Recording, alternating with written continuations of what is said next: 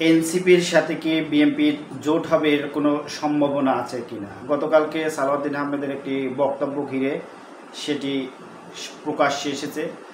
সালাউদ্দিন আহমেদ বলেছেন যে জামাতের সাথে তারা জোট করবেন না, এটি স্পষ্ট করেছেন। তবে এনসিপি যদি চায় তাদের জন্য নির্বাচনের তফসিলের আগ পর্যন্ত আলোচনার দরজা তাদের জন্য খোলা।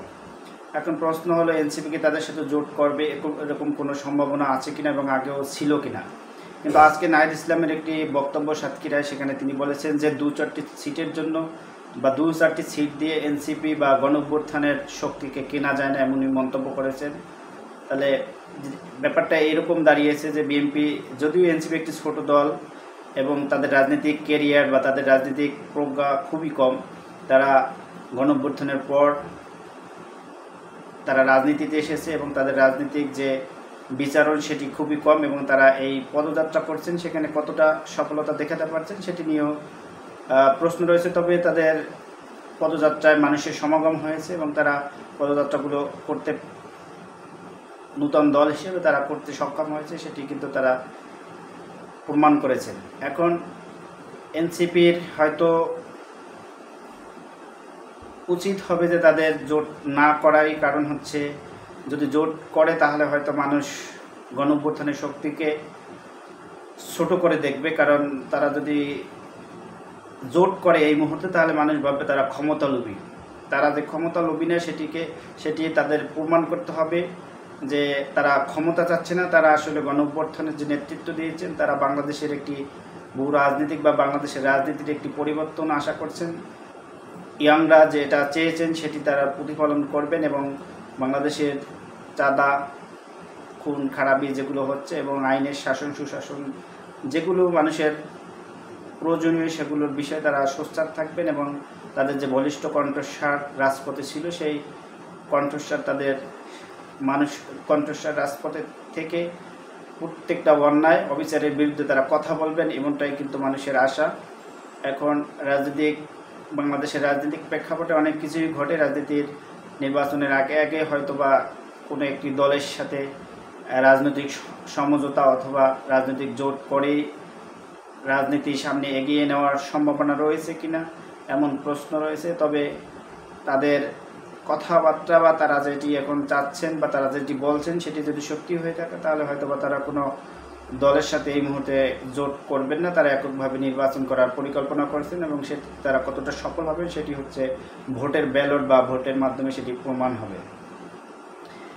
বিএনপি এই অপশন রেখেছে ঠিকই, কিন্তু তাদের সমালোচনাও একদিকে যেমন সমালোচনা হচ্ছে এনসিপিকে নিয়ে যে তাদের ভিতরে রাজনৈতিক প্রজ্ঞা কম রয়েছে এবং তারা বিএনপির প্রতিপক্ষ হয়ে দাঁড়াচ্ছেন, বিএনপিকে তারা প্রতিপক্ষ ভাবছেন এবং বিএনপির সমকক্ষ তারা দাবি করছেন।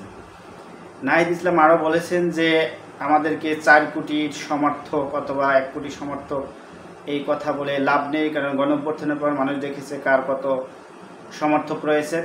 আওয়ামী লীগ যদি দাবি করেছেন তাদের বাংলাদেশে 4 কোটি সমর্থক রয়েছে, তাহলে এই গণঅভ্যুত্থানে তারা কেন টিকতে পারল না? এবং এছাড়াও সমর্থকের বাইরে তাদের পুলিশ, ডিজিএফআই, এনএসআই এবং আইনশৃঙ্খলা রক্ষাকারী বাহিনী, আরও বিভিন্ন সংস্থা যারা ছিল তারাও কিন্তু তাদের সাথে ছিল, তারপরেও কিন্তু তারা টিকতে পারেনি।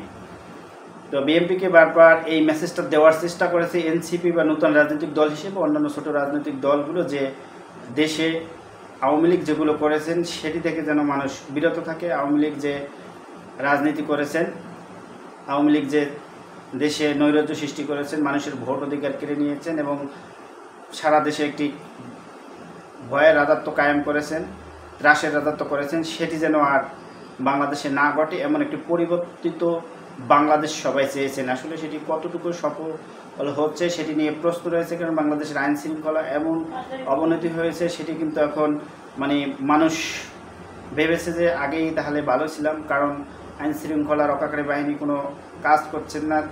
চকবাজারের যে ঘটনাটি সেটি ঘটেছিল প্রায় বুধবার, এরপর মূলধারার কোনো গণমাধ্যমে আসেনি, কারণ এখানে একটি বড় বৃহৎ রাজনৈতিক দল জড়িত ছিল। সেই কারণে সোশ্যাল মিডিয়ায় ভাইরাল হওয়ার আগ পর্যন্ত কোনো কেউই পদক্ষেপ নেয়নি, তাদের দল থেকেও নেওয়া হয়নি এবং তাদের পুলিশের পক্ষ থেকে নেওয়া হয়নি এবং ঘটনাটিকে বিভিন্নভাবে মোড়ানোর চেষ্টা করছেন। তো তো এগুলোর বিষয়ে তারা কিন্তু রাজপথে সোচ্চার রয়েছেন, তাদের পদযাত্রা হচ্ছে এবং সারা বাংলাদেশের মানুষের কাছে যাচ্ছেন, তৃণমূলে যাচ্ছেন এবং মানুষের সাথে কথা বলছেন, মানুষ কি ভাবছে এবং নতুন রাজনৈতিক দলকে মানুষ কতটা চাচ্ছেন বা তারা যে ইয়াং জেনারেশন, তারা যে জেনারেশন জেএনজি সেটির পরিচয় দিচ্ছেন এবং তাদের ডাকে যে একটি গণ অভ্যুত্থান হয়েছে, একটি বড় রাজনৈতিক দলকে তারা ক্ষমতা থেকে বিতাড়িত করতে পারছেন, সেই ধারায় তারা একটি গণ অভ্যুত্থানের দল হিসেবে বাংলাদেশে আত্মপ্রকাশ করার পর থেকে বিভিন্ন রকম সমালোচনা এবং তাদের বিরুদ্ধে নানা মিডিয়া ট্রায়ালের তারা শিকার হয়েছে, সেটি কিন্তু দেখা যাচ্ছে এবং তারা এই পদযাত্রা ঘিরেও কিন্তু তার মিডিয়া ট্রায়ালের সৃষ্টি হচ্ছে।